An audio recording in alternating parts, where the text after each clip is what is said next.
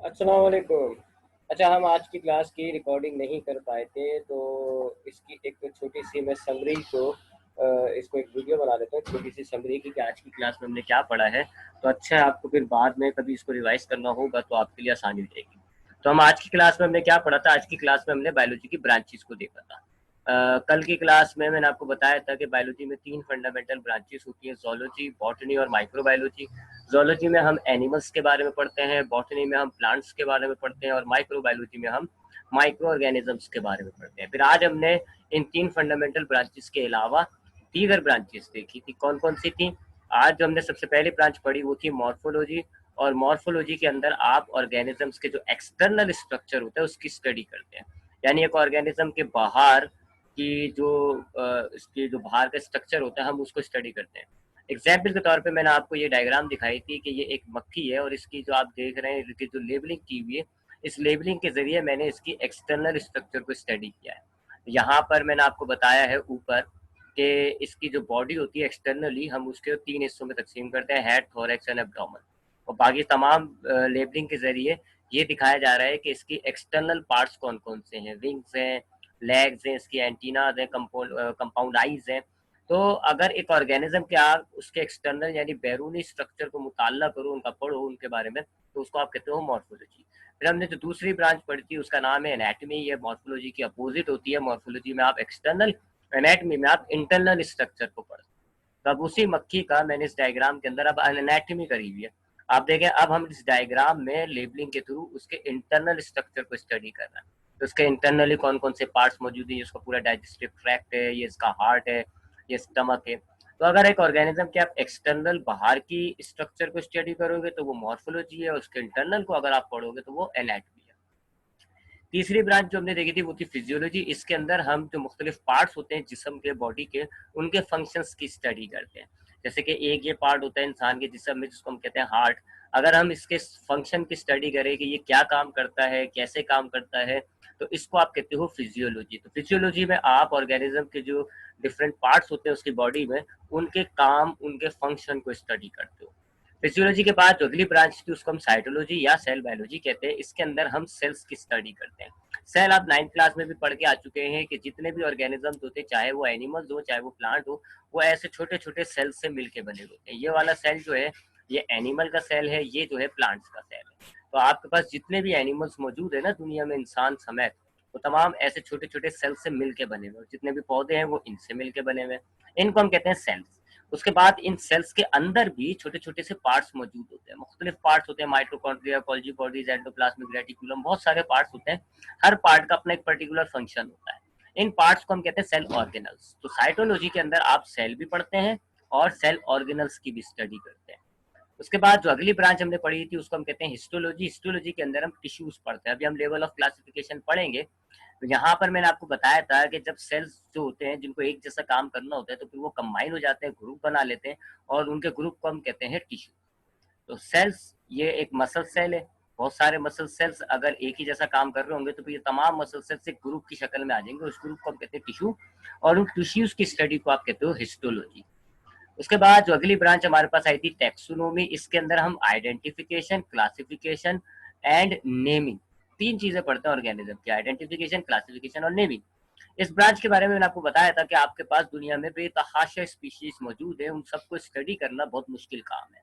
तो हमने एक आसानी की हुई है, क्या वो ये कि हमने बहुत सारे ऑर्गेनिजम्स को सिमिलैरिटीज और डिसिमिलैरिटीज की बुनियादों पर ग्रुप बना लिए। जो जो सिमिलर ऑर्गेनिजम्स है हमने उनका एक ग्रुप बना लिया।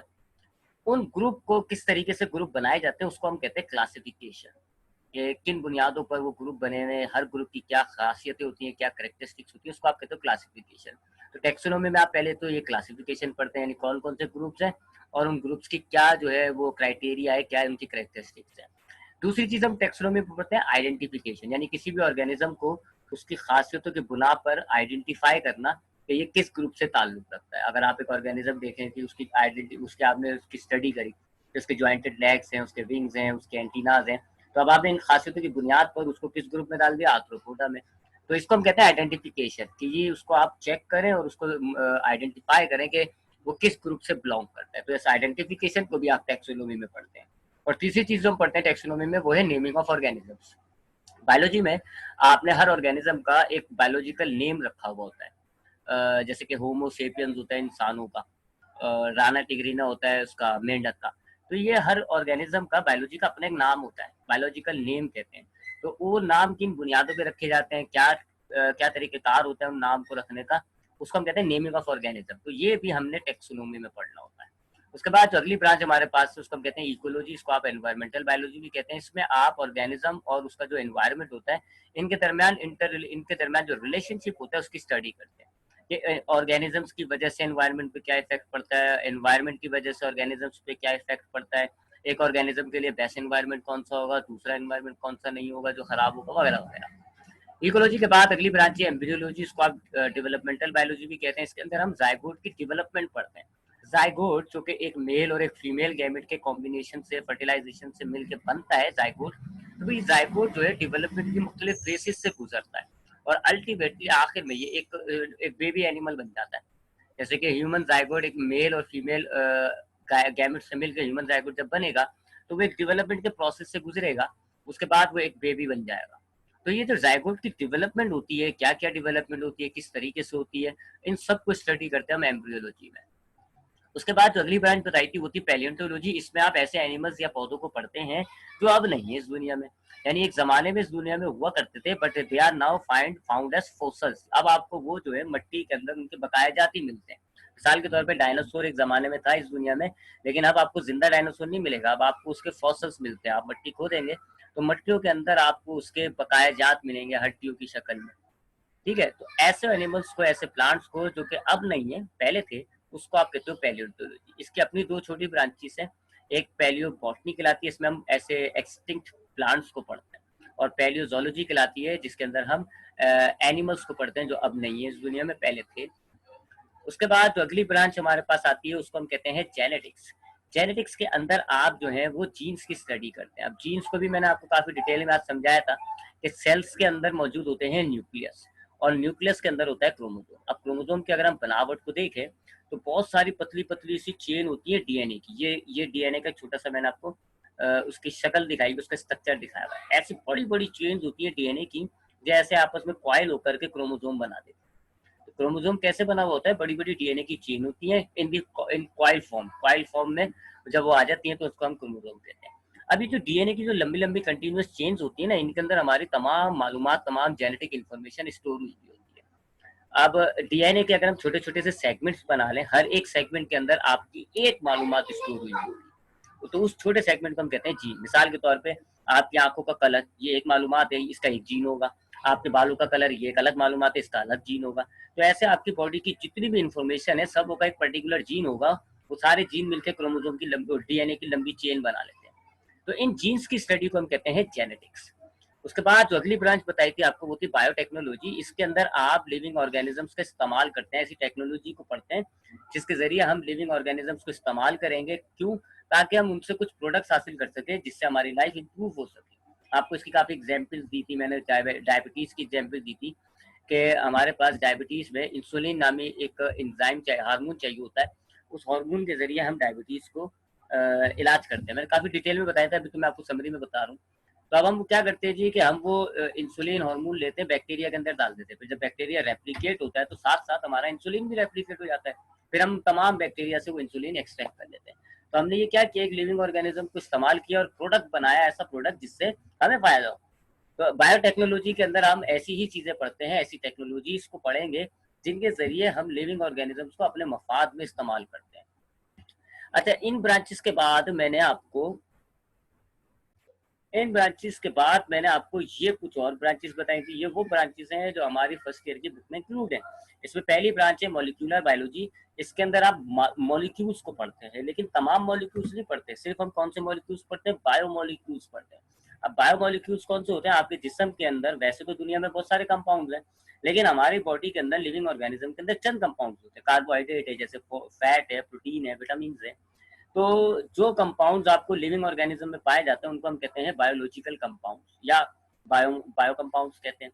और उनके जो छोटे छोटे यूनिट्स होते हैं उनको हम कहते हैं बायोमोलिक्यूल्स। तो हम बायोमोलिक्यूल्स पढ़ते हैं खाली, यानी इसमें आपने सिर्फ कार्बोहाइड्रेट के मॉलिक्यूल्स पढ़ेंगे, फैट्स के, प्रोटीन्स के, विटामिन के वगैरह वगैरह। वो मॉलिक्यूल्स जो बॉडी में नहीं पाए जाते, लिविंग ऑर्गेनिज्म में नहीं होते, बाहर होते हैं, ज़मीनों में होते हैं, उन मॉलिक्यूल्स को आप इस ब्रांच में स्टडी नहीं करते।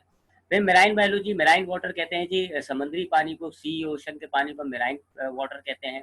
तो उस पानी में, समंदर और ओशन में जो ऑर्गेनिज्म पाया जाता है, यानी मेराइन ऑर्गेनिजम्स जो होते हैं, उनकी स्टडी की जाती है मेराइन बायोलॉजी में।